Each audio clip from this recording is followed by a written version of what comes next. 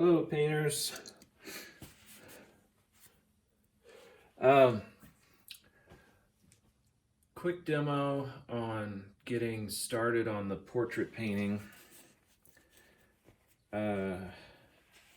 This first stage, your first step, is all I want to show you on this one, and that's really just getting the drawing in, blocking in the main aspect of the portrait, establishing it on the canvas, solving most of the drawing problems at this stage. It's so that when we shift to color, we're not dealing with drawing and color at the same time. We're really just dealing with color at that point. So for today, it's really monochrome. It's very much like what we've done before, just with a person's face instead of a bunch of still life objects. So you can see all I'm going to use today is burnt umber. That's a traditional underpainting color. By underpainting meaning this is the painting we're going to do that's going to be underneath the painting that's going to have all the color and everything on it. Just a technical term there. So really just burnt umber to do all the drawing. I'm going to use the white of the canvas as the light shapes that I see here. I'm going to draw this out. And then I've got some liquid out and of course some mineral spirits. And mostly I'll use mineral spirits just to thin the paint down so it has a nice flow to it so I can pull a nice long clean line. That's what I'm going to be working with primarily today. The brush I'm using, it's a filbert. As you know, it's one of my favorites. Fairly small and fairly thin, even though this one's a little blown out, because I want to be able to draw some very specific lines, not big fat lines. I want some fairly thin controlled lines in this. So to get started, I'm just mixing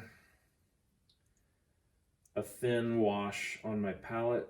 It's just straight burnt umber and mineral spirits.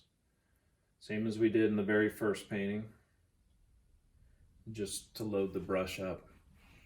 And then when I get started, I want to think about, try to picture her picture on this. Try to picture the whole painting finished. What that does is it helps you visualize how big things should be. If you can already picture the painting finished, you get an idea of how large you want this to be. Now, when we're working from photographs, we can take advantage of a couple things. If our photograph has the same height to width ratio as our canvas, we can basically go off of what this is, meaning if this is the center, I can see that most of her face is to the left of center of my canvas, and I can make that happen. If her chin is just below halfway, I can think about what halfway is here and try to establish her chin there. Or if, let's say this is 2 times bigger than this rectangle and her shoulder is 3 inches up from the bottom corner here, then her shoulder is going to be 6 inches up from the bottom corner here. So we can kind of play that game. I'm not that concerned about that in this painting. I'm mostly concerned with you getting an idea of how to capture the face and get that on the page. So if your face is smaller than the ratio of the photo, that's fine. If you don't make it this big here in the middle, try to take advantage of the full space. It's going to be easier for you later if this is more like a life-size portrait than if it's a tiny little head. It's really hard to work the details and things that you want into this inside that really small space. It's much better to have it bigger so that you can work inside those shapes. Right. So to get started, I just want to work with line. I'm thinking, where's the top of her head and where's the bottom of her head? Chin, top of her hair may go just a little bit higher than this. And then this first line is really just to establish that division of her face down the middle. Now, her head's turned slightly to the side, and so I put a bit of an arc in this to indicate that I'm going to be able to see more of this side of the face than this side. Typically the face is kind of egg-shaped. So you can think the bigger part of the egg up here, the smaller part coming down towards the chin. So if you want to get started with that kind of oval, you can. I tend to think more in terms of angles, but I am kind of visualizing that egg shape overall as I'm trying to picture how this painting is going to fit on here.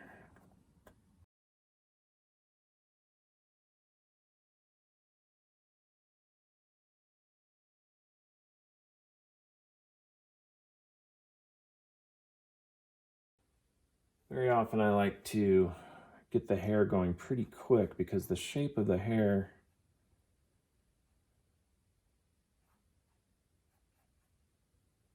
can kind of act as a frame, meaning if I can get the hair doing what it needs to do,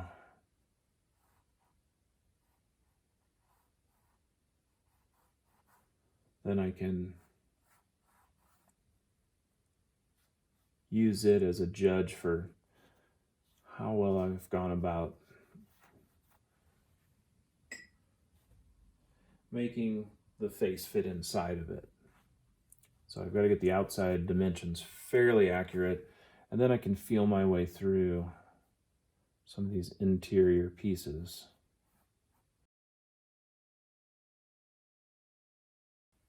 Kind of want to measure out a little bit the idea of the divisions of the face so I can get things lined up. Most people's faces are fairly symmetrical, and so one of the things that means is that the eyes line up along a line, the bottom of the nose will line up along a line, the mouth will line up along a line, and the chin. And so even if the head's tilted, as long as I get that line tilted the right direction, then I'm going to be placing the eyes according to that and so on, so that I don't get one eye too high or too low and have to fight with that all day. So some simple considerations early on save you a lot of time later. Typically, the eyes are about halfway between the very top of the head and the chin. And I'm pretty close to that right here. May have to move that around a little bit based on the model, but she looks fairly close to that. So halfway to the line of the eyes between top of the head and chin. Halfway again, typically, we find the bottom of the nose. And then depends on which kind of book you look at on how to draw faces, but if you go halfway again, we typically are getting fairly close to where the mouth is going to be. And so those divisions help us quite a bit. The biggest mistake people usually make when they first start doing portraits is they put the eyes too high in the head. Then all of a sudden the face gets really long. They actually sit quite a bit lower than you expect.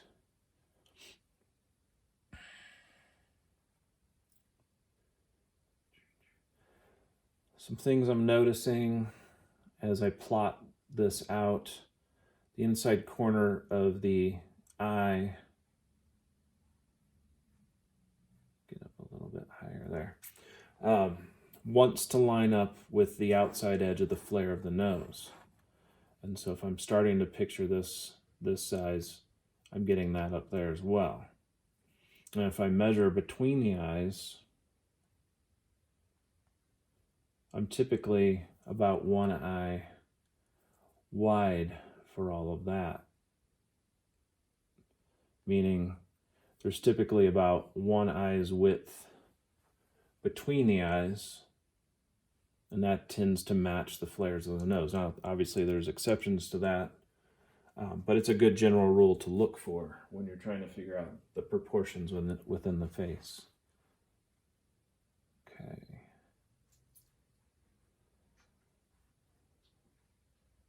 I'm not trying to get super specific. At this point, I just want to get everything kind of placed.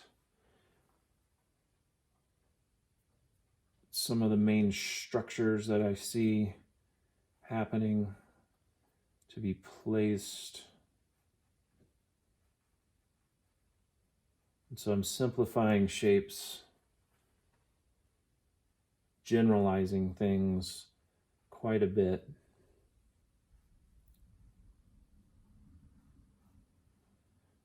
And trying to see how everything connects all the way through and across the painting.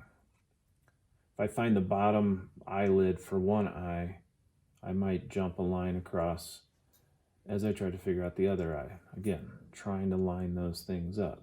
If I decide the eye is going to be about this much open, jump across and catch that other one. Those little tricks will help me with my symmetry. One of the biggest issues people tend to have when they're trying to work on portraits is getting those eyes to match. And so doing some of those simple things that line things up will help greatly towards that. So still just looking for structures, not trusting that any line I've already drawn is the final say-so for that piece of what's happening.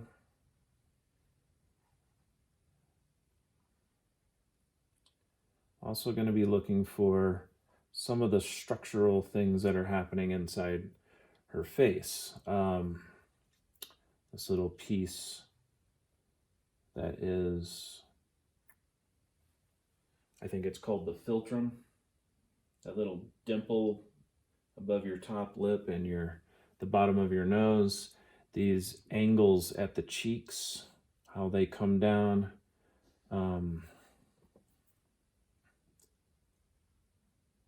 The shape and structure of the space above the eye. So the eyelid itself, and then the bony structure that is living in here. It's making me want to push a lot of this further up.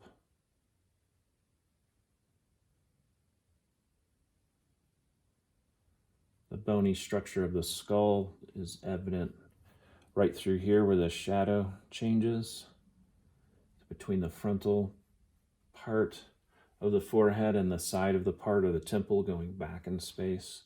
Trying to note all of those structural pieces to help me understand what's going on in the main painted piece. Also following the shapes of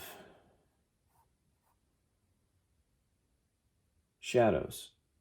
For example, this piece right here is that dark shadow on that cheek over there. I'm going to have a separation between the bottom of the chin and the shadow on the chin that will come up and attach over here. There's not a lot of shadow on this side, but there are some structural pieces that I want to make sure I'm paying attention to. This transition from the bridge of the nose to the side of the nose, and then down into the valley of the cheek before coming out and around.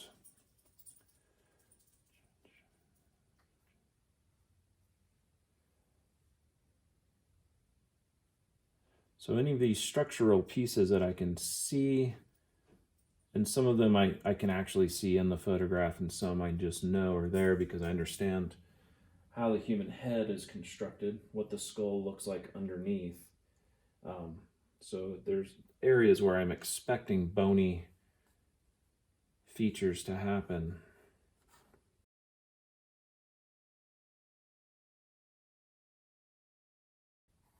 And with each pass over each part, I'm checking my work, making corrections. Was that piece wide enough? Was it too short? Was it too long? Is it too high or too low? I keep making those adjustments as I go.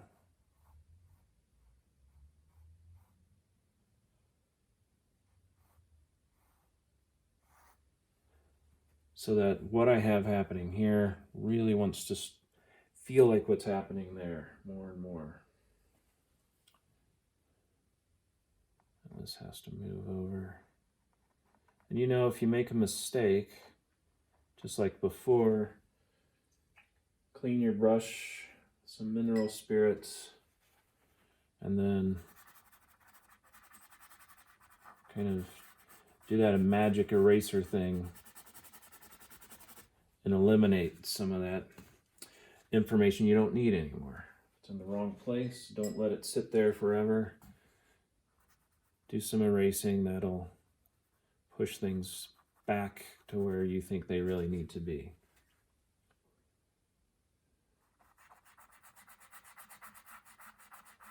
And so I'm just kind of scrubbing with the brush to clean that up. It's not going back to pure white, but that's fine. I'm going to be painting over all of this with color eventually anyway.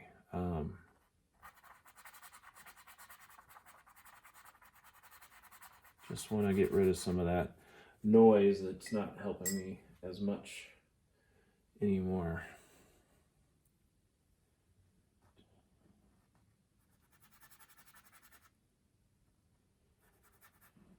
And since it won't pull all of the material away, meaning I can't erase this back to blank, I take advantage of that. Realize I am just pushing the paint around. And so if I'm pushing dark paint around on the canvas, why not start to let it work or function as light and shadow. So at this point, I'm pretty much ready to start looking for those patterns of light and dark. That would be the next stage. So you can see I'm going to spend a bit of time kind of cleaning this up.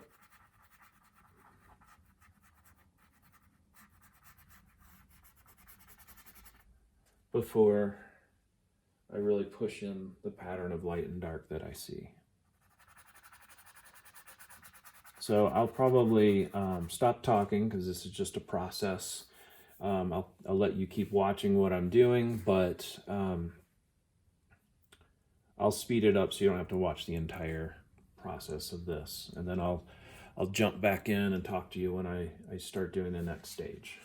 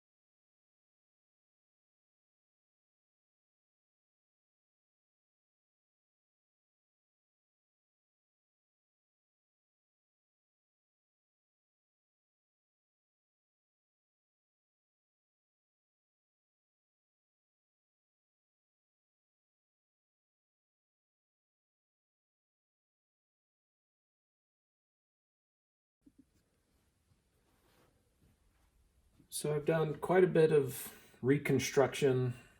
I've been kind of pushing around on where things exist, making a lot of comparisons between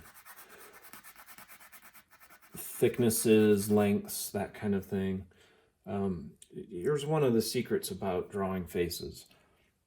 I have no idea if this nose is the right shape, length, width, unless I'm comparing it to the other things. We have a tendency when we're painting to only focus on one piece at a time and try to make that look absolutely correct before we go on to the next thing and the next thing. You know, we'll paint this eye until it looks just like that eye, and then we want to jump over here and try to paint that one.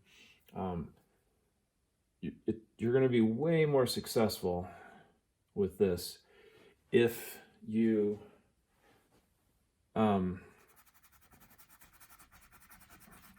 really spend some time making those comparisons between things, looking at where they are in relationship to each other is really a key to your success in this. Finding that structure underlying everything and seeing how the structure of the nose interacts with the structure of the brow, how the brow interacts and creates the orbit or the eye socket where the eyes need to live, comparing the sizes of things across. If you're doing a 3/4 portrait, this one's slightly 3/4.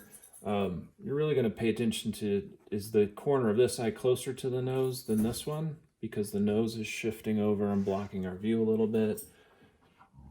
Is this nasal flare going to be smaller than this one because the bulb of the tip of the nose is pushed over in front of it? Even, where's the bulk of the muscle that makes up the bottom lip is blocking our view of it receding back towards the corner over here. And so all of those things are things we're trying to notice in this early stage. I said the more preparation and planning and measuring and comparing we do, the better off we're going to be. Hold on, because the dogs are wrestling and it's throwing off my concentration. All right, I quieted them down. I think they're bored because I'm not taking them for a walk. I'm in here doing this instead. So you might hear them get loud again. We'll deal with that when it happens. All right, so basic structure. I'm doing a lot of looking back and forth. I'm still not 100% sure about her chin. Is feeling a little insignificant here compared to the photograph. Hey, quit. Sorry, yelling at the dogs again. But I want to show you kind of the next thing, and this next phase will help you even more with placing parts into the whole. One of the advantages you all have over how we normally do this in class is we usually have the model for 2 days. So you have a total of about, well, let's say 4 hours, probably a little less than that, to paint. Since we're working from photograph and since we're not constrained to classroom time, you could spend a lot of time on this phase trying to get your drawing accurate. The more accurate the drawing is now, the easier the rest of it's going to be. So do take some time in doing that. Next thing I want to do is block in the major light and dark. Obviously, the canvas is already light, so what I'm really talking about is pushing in the dark tones and making that first separation between things. So one of the biggest ones I see is her hair. So I'm still not 100% sure where I want this hair to end up here. So I'll deal with that as I deal with the background. But I want to start thinking about the light and dark shapes that make up what I'm seeing. Solve the value problem. And so I'm going to spend some time adding dark paint to create the idea of shadows and that all of that as I see them. I'm not getting specific. I'm not trying to paint individual hairs, you'll see. I'm just getting the big ideas of light and dark happening at this point. Since some of the lines that I was drawing earlier were actually part of that pattern, I was drawing the edges of shadows. That's what I'm talking about.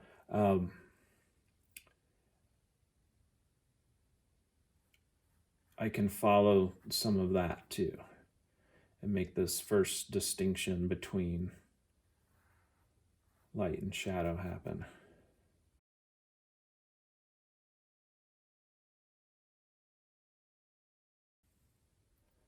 Again, not trying to solve the painting, not trying to get it perfect, just making distinctions. And as I'm doing this, I'm still willing to make corrections as I see them pop up. The more information I get on this painting, the easier it's going to be for me.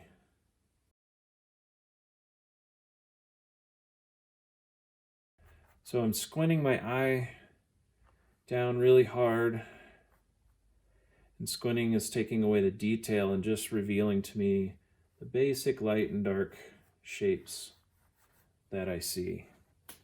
And I'm starting to get that feel up here of what it is I'm seeing in the photo. They're starting to match up. If I take a shadow too far,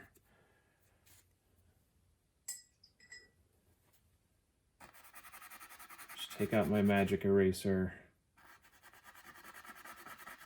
and push back down on it.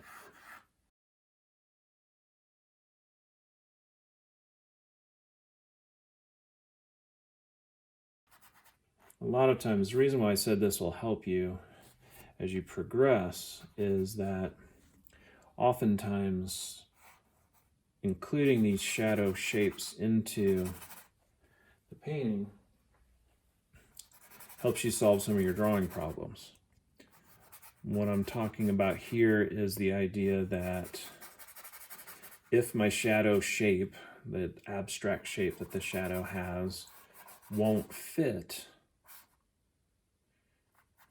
in the space provided for it, then I've probably made a mistake in the drawing, and I need to go back to that and make corrections.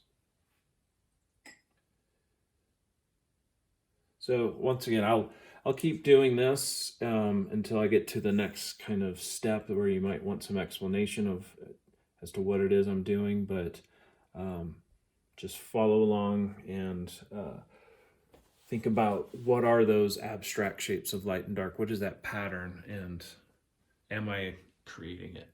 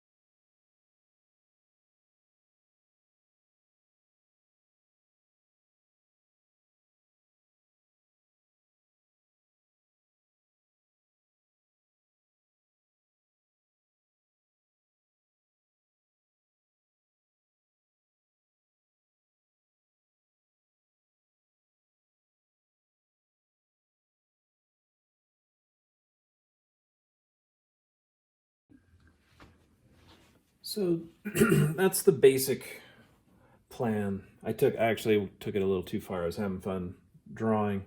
And we don't really need to get quite this far with it at this stage.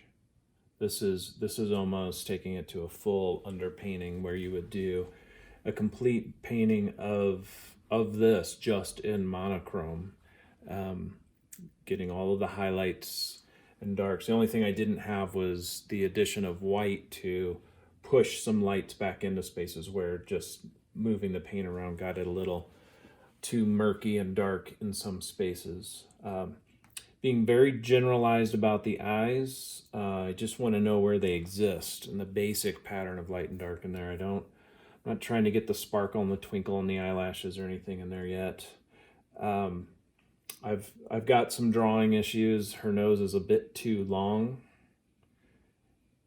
and should move up just a little bit, and which would move the mouth up a little bit and open up a little more space down here in the chin area to get it more specific to the person I'm looking at, the model here.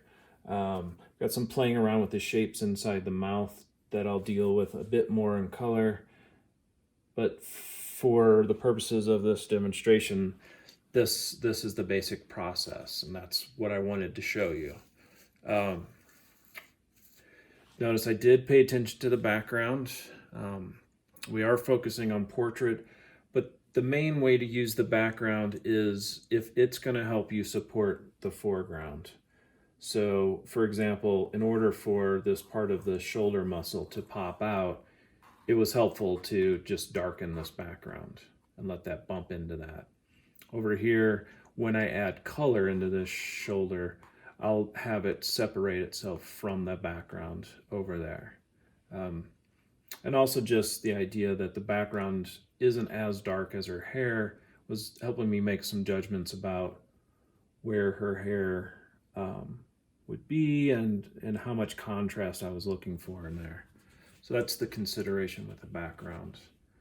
Other than that, I did go with dark to light, basically. Started the drawing with that, but then just adding in the darks as I went and worked my way up towards some of the lights. And yeah, I really wanted to be able to reach for some lighter paint in parts of this to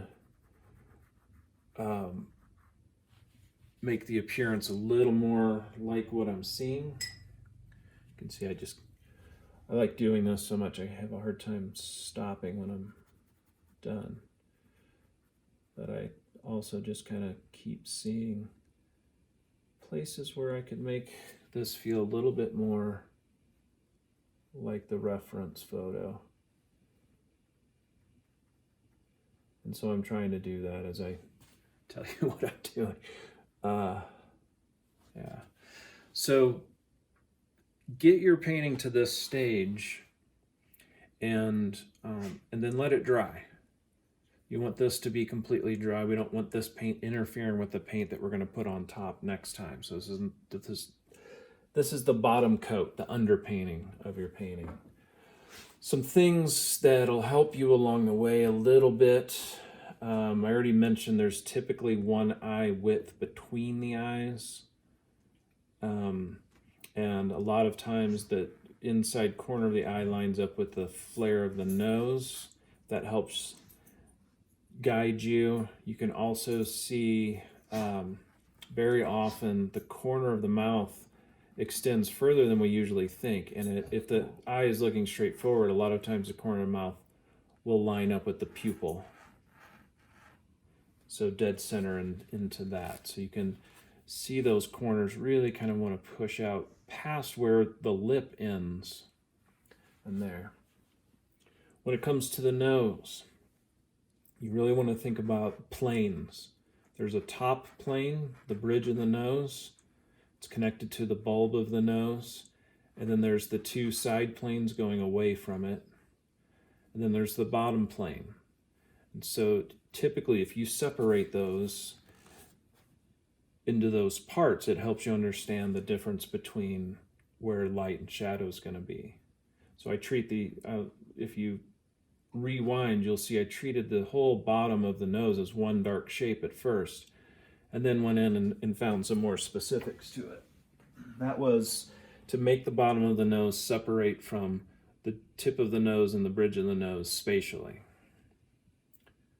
When it comes to the mouth, the top lip sits on the bottom lip. And so as the top lip disappears, it's actually pushing down onto the bottom lip. And there's muscle from above. You can see, if you rewind, you can see I keep pushing this curve in here. This piece of skin is pushing the lip down, and from there the lip is going back in space towards the inside of the mouth. So typically the top lip is in shadow if light's coming from above. The bottom lip catches light because it's returning back out in space towards us before it curls and disappears again, and then we get this little shadow underneath the bottom lip before we get to where the chin pushes out. That's why those light and dark patterns are happening in there. So top lip sits onto the bottom lip disappears before the top lip. What I mean is the bottom lip ends in here, top lip ends all the way out here.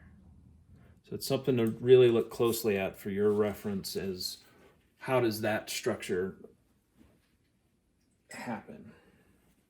The same thing happens up here. The bottom eyelid tucks under the upper eyelid. So think about your eyelid closing. The top eyelid is coming down and it sits on top of the bottom eyelid. And so even though her eye is open, the bottom eyelid wants to tuck up underneath the top eyelid. And so when I really start getting into the specifics here on the eye, I'm going to be looking to make that happen on both sides. Typically, the shape of the eye, if it's open, it's steep at the beginning, slower, and then tapers away. And the curve of the top eyelid is usually more pronounced than the curve of the bottom eyelid. The only eyelid on your head that moves is your top eyelid. And so it's moving further to go around the roundness of your eyeball. And so the more open your eye is, the more pronounced this curve is up here, while this remains relatively flat across the bottom.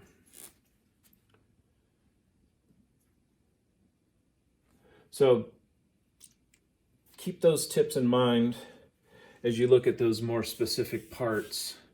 And don't get too caught up in the idea of getting this first part to look just like the person.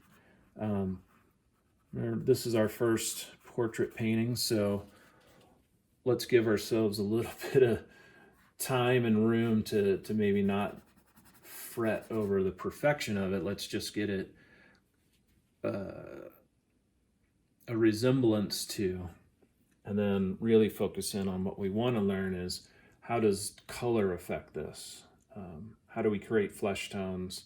How do we see those warm and cool things happen? And that's what'll happen next. So take it to about this stage, not even this far, just the basic light dark pattern. Everything is drawn in there. You've done some measuring and comparing and things like that to get this to feel like a pretty good structure to build your painting on. And then just let it dry. And once it's dry, you'll be able to move on to the next step, and that's what I'll show you in the next demonstration.